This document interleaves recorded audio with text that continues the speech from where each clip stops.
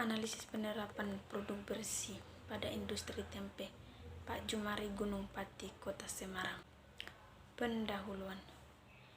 Tempe merupakan salah satu makanan khas Kabupaten Lombok Tengah. Jenis makanan ini disukai oleh semua kalangan, mulai dari anak-anak hingga orang dewasa. Tempe sendiri terbuat dari biji kacang kedelai yang difermentasi dengan ragi.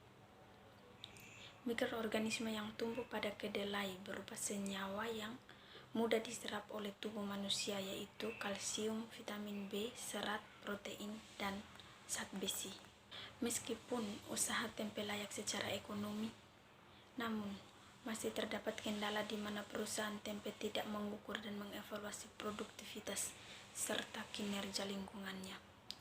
Produk bersih tidak memperhitungkan efisiensi penggunaan air yang menyebabkan tingginya biaya energi. Permasalahan lain yang terjadi adalah volume limbah cair yang cukup besar sehingga menimbulkan bau dan pencemaran air. Salah satu pendekatan yang dapat dilakukan oleh industri tempe untuk meningkatkan produktivitas sekaligus meningkatkan tingkat performa lingkungan adalah dengan menganalisis penerapan produk bersih. Metode yang pertama, lokasi dan waktu penelitian. Lokasi penelitian ini berada di UKM Pembuatan Tempe Pak Jumardi, Sukorejo, Kecamatan Gen, Pati, Kota Semarang, Jawa Tengah, dan waktu penelitian dilaksanakan pada tanggal 25 Mei 2023. Yang kedua, metode pengumpulan data. Yang pertama, wawancara. Yang kedua, observasi lapangan. Hasil dan pembahasan. UKM Produksi Tempe Pak Jumardi berada di Sukorejo, Kecamatan Gan, Pati, Kota Semarang, Jawa Tengah, dan sudah berdiri secara mandiri sejak tahun 1989. Di awal berdirinya pekerjaan di UKM ini mencapai 4 orang serta mampu memproduksi tempe dengan jumlah kurang lebih 4 kuintal per hari.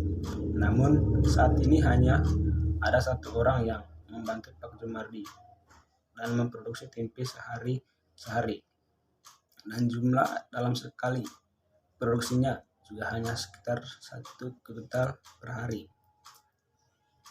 Tata letak peralatan di ruangan produksi UKM tempe Pak Jumardi ini harus bisa ditetapkan dengan cukup baik dengan menyesuaikan luas ruang yang tersedia, sehingga dalam kegiatan proses produksi penetapan bahan yang sudah diolah dilakukan secara baik dan berurutan.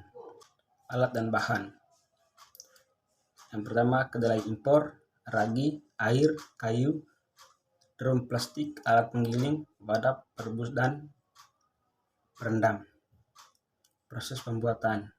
Yang pertama, kedelai, perebusan, perendaman, penggilingan, pencucian, pengirisan, peragihan, pengemasan, pemerasan tempe. Yang berikut limbah dan pengolahannya. Yang dimana di limbah pengolahan ini ada 3 poin. Yang pertama, limbah cair, limbah padat, dan limbah gas. Yang berikut analisis SWOT.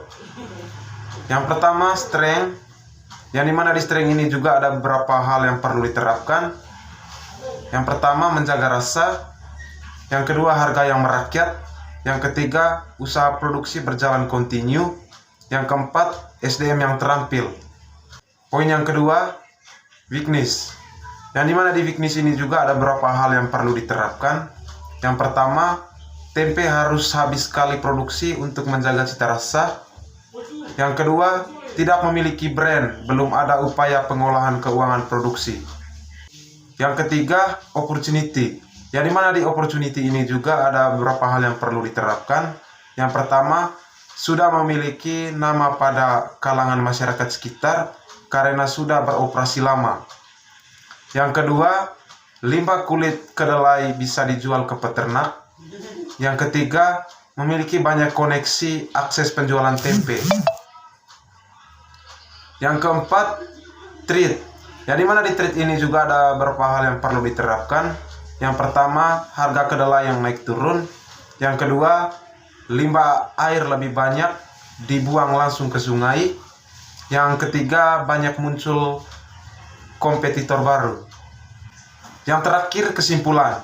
Di sini kami dapat menyimpulkan dari hasil observasi yang kami lakukan, maka dapat disimpulkan beberapa rumusan produksi bersih dalam UKM produksi tempe Pak Jamari adalah sebagai berikut.